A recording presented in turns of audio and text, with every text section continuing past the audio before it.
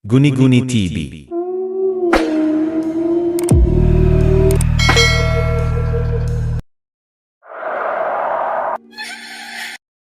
Magandang araw po sa inyong lahat. Sana magustuhan niyo ang kwentong ibabahagi ko sa inyo. Noong kabataan ko, ako at ang aking tropa ang kinakatakutan sa aming baryo. Wala kaming inuurungan, wala kaming inaatrasan. Sanay kami sa gulo, sa pangongotong at sa basagan ng mukha. Kahit sa ibang baryo, kilala kami bilang mga siga. Kami ang batas. Pero nagbago ang lahat nang dumating ang pamilya ni Mang Gusting. Tahimik ang pamilyang ito. Hindi sila palakausap. Hindi nakikisama sa ibang tao. May 4 na lalaking anak si Mang Gusting. Malalaki ang katawan at para mga tahimik na halimaw kung tumingin. Pero ang higit na nakaagaw ng aming pansin ay ang bunso nilang anak na si Eloisa. Siya ay napakaganda. Maputi, mahaba ang buhok at may mga matang parang hinihigop ka sa lalim. Sa tuwing dumadaan siya sa kalsada, napapalingon ang lahat, lalong-lalo na ang tropa ko, na noon pa man ay sanay nang makuha ang gusto nila, kahit sa sapilitang paraan. Si Diego, ang pinakapilyo sa amin, ang unang nagtangkang manligaw kay Eloisa. Wala pang babaeng hindi napasagot si Diego. Mayaman man o mahirap, bata man o matanda. Kaya naman noong nilapitan niya si Eloisa, siguradong sigurado siyang pagkakandara pa ito sa kanya. Ngunit laking gulat namin nang tumanggi si Eloisa.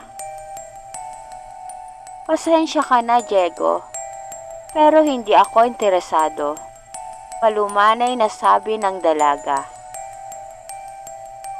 Para kay Diego, isang malaking insulto ang pagtanggi ni Eloisa. Kahit anong pilit, kahit anong pagyayabang niya ng kanyang pera at lakas, hindi siya pinansin ng dalaga. Para siyang naging isang hamak na hamak sa harap ng isang ordinaryong babae. Dahil doon, isinumpa ni Diego na makakaganti siya. Isang gabi, nagkayayaan ang tropa na mag-inuman sa isang kubo malapit sa tindahan.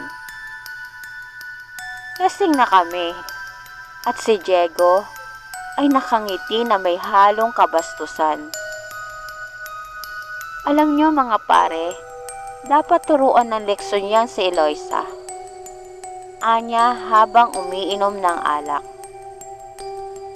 Ayaw niyang pansinin si Diego. Baka kapag naranasan niya ang tunay na hagod ng lalaki, magbago ang isip niya. Natatawa ang ilan sa amin. Pero may kung anong kaba ang bumalot sa akin. Alam kong kapag may gustong gawin si Diego, hindi lang siya basta nagbibiro. Maya-maya lang, napansin namin si Eloisang naglalakad mag-isa patungo sa tindahan. Wala siyang kaalam-alam. Agad tumayo si Diego. Tingnan natin kung gaano siya kalinis pagkatapos nito. Anya sabay irap sa amin bago niya sinundan ang dalaga. Wala kaming ginawa. Hindi namin alam kung dahil ba sa takot kay Diego o dahil ba sa lasing na ang aming konsensya.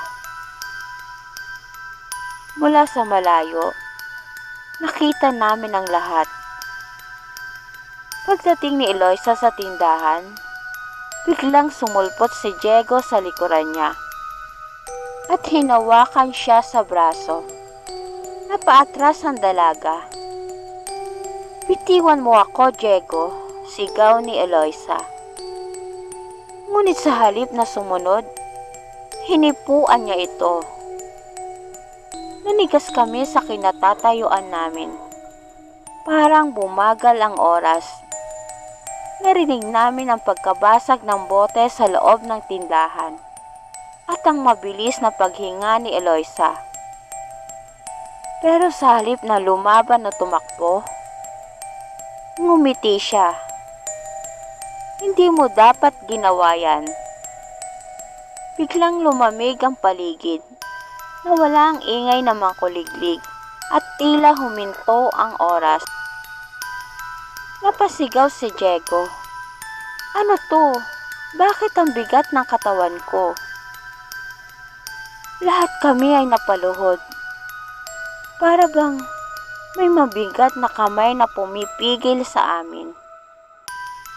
Hindi kami makatakbo, hindi makasigaw.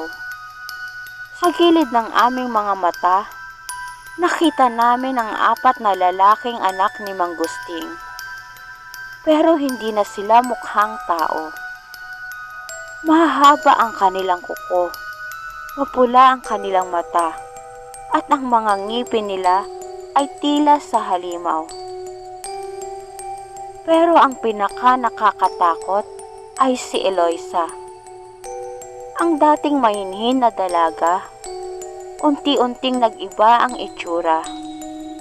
Namutla ang kanyang balat, humaba ang kanyang buhok, at ang kanyang mga mata ay naging itim na itim.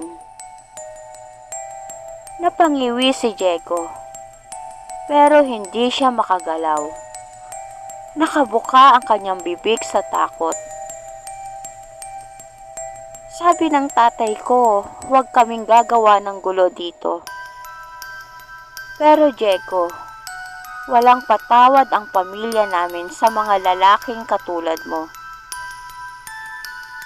Biglang bumuka ang lupa sa ilalim ni Diego. Sa isang iglap, lumitaw ang maraming kamay mula sa lupa. Maninipis, mahahaba ang kuko at nangingitim.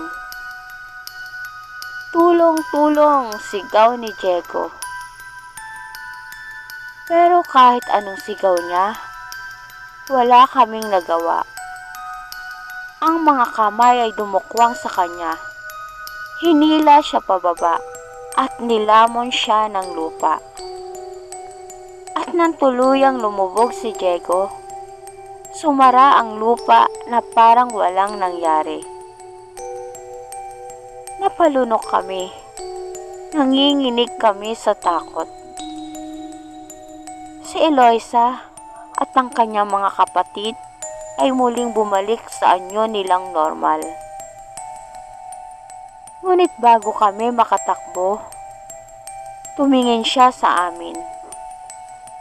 "Alam niyo na ang gagawin, hindi ba?" Tumango kami, halos hindi makahinga. At kahit kailan, hindi na kami bumalik sa baryong yon. Makalipas ang ilang buwan, narinig namin ang usap-usapan sa baryo. Isang kalansay ang natagpuan sa likod ng tindahan. Lahat ng buto ay basag. Tila ba kinagat at nilapa ng kung anong nilalang. Naisip namin si Diego. At sa huling pagkakataon, naalala ko ang huling tingin ni Eloisa sa amin noong gabing yon. Nakangiti. At dito na po nagtatapos ang aking kwento. Salamat po.